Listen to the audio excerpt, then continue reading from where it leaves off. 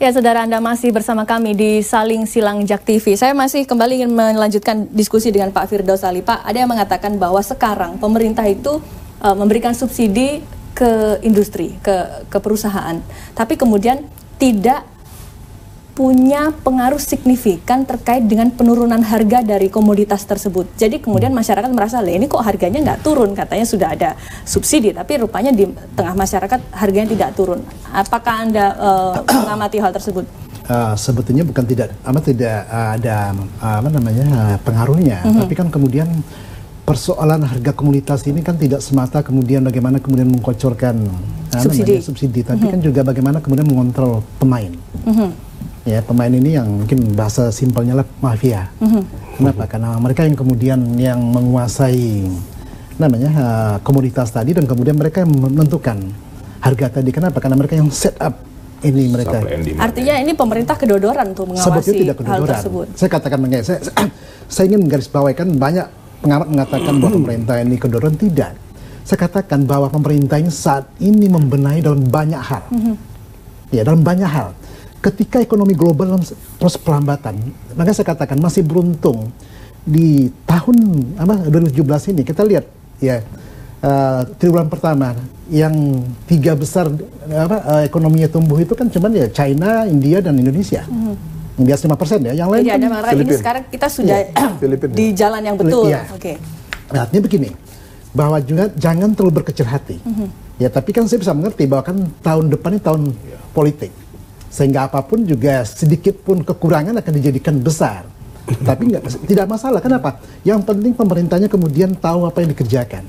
Kedua adalah pemerintah bekerja terus tanpa lelah untuk kemudian untuk membuat negeri ini sejahtera. Itu dari sisi eksekutif. Kalau dari Pak Eriko, Anda sendiri kan tadi juga punya mimpi besar. Apalagi PDIP kan adalah partainya pemerintah. Anda sendiri di eksekutif mendapatkan banyak ganjalan nggak untuk bisa mendorong pemerintah menjalankan apa yang ditargetkan?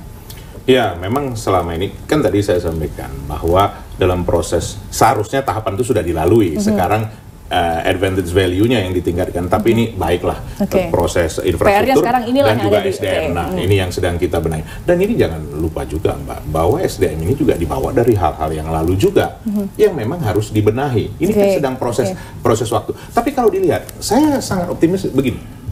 Ini kan regulasi-regulasi yang berjalan, ini selalu pemerintah lakukan dalam periode-periode tertentu. Dan kalau kita lihat infrastruktur ini kan baru akan selesai itu rata-rata 2018, lagi 2019 awal.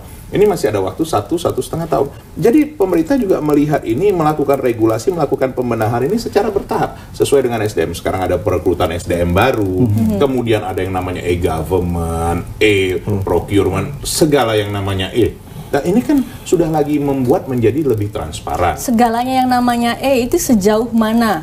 Kan ini kan ada EKTP, kemudian e-government, dan itu sejauh mana itu betul-betul memberikan transparansi kepada publik? Karena kadang ada yang namanya tapi kalau nggak tatap muka tetap aja ada sesuatu. Nah, ya mungkin itu pengalaman Mbak Ratna pasti ada seperti itu. Wajar-wajar saja. Saya juga mengalami hal seperti itu. Seperti tadi saya sampaikan, belum sempurna ini. Karena kembali kepada masyarakat, kepada juga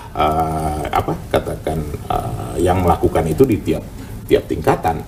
Nah, ini yang memang harus dibenahi. Tapi apakah ini bisa sekaligus semua diganti? Kan juga tidak bisa, Mbak Ratna. Ini kan perlu waktu semuanya. Nah, di sini sekarang ada juga, kalau dikatakan di swasta ada KPI. Ini sekarang pemerintah juga seperti itu. Apakah kinerja dari masing-masing departemen, dari masing-masing bidang sesuai? Ditargetkan kapan selesainya? Iya, seperti itu. Dan disitulah Pak Jokowi sebagai katakan dirijen melihat apakah dari personel dari masing-masing departemen ini sesuai kinerjanya dengan yang ditargetkan. Tidak bisa langsung target 100, tahun ini kamu langsung 80, tidak bisa begitu.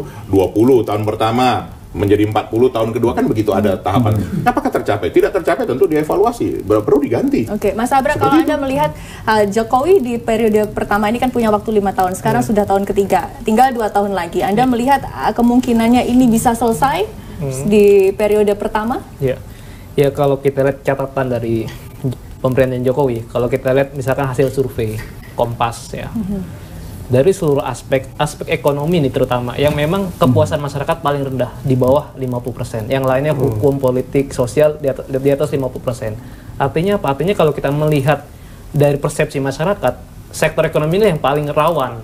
Nah, susah. Berbicara ekonomi, berbicara tentang kualitas pertumbuhan. Tadi dikatakan bahkan target 5, tadinya awal 7%, target tahun depan 5,4%. Kita juga jangan terlalu terlena dengan target-target pertumbuhan tadi, kalau kita juga tidak bisa melihat kualitasnya.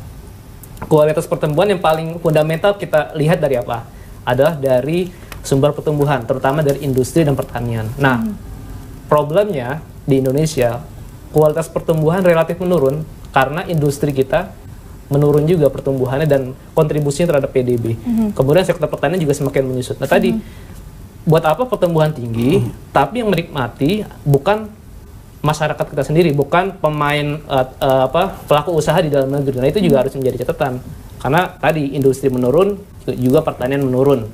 Nah infrastruktur dan sebagainya yang fisik dibangun, tapi pada akhirnya hanya dinikmati oleh pengusaha-pengusaha asing, misalkan dominasi asing, ya itu juga pada akhirnya kita akan lambat laun akan menjadi bangsa yang sangat bergantung terhadap asing. Kita bahas terkait dengan pemerataan ekonomi ya, jadi bukan hanya yang atas saja, tapi yang bawah di segmen selanjutnya. Tetap bersama kami di Saling Silang. Pertumbuhan dibandingkan tahun lalu bertambah 18%.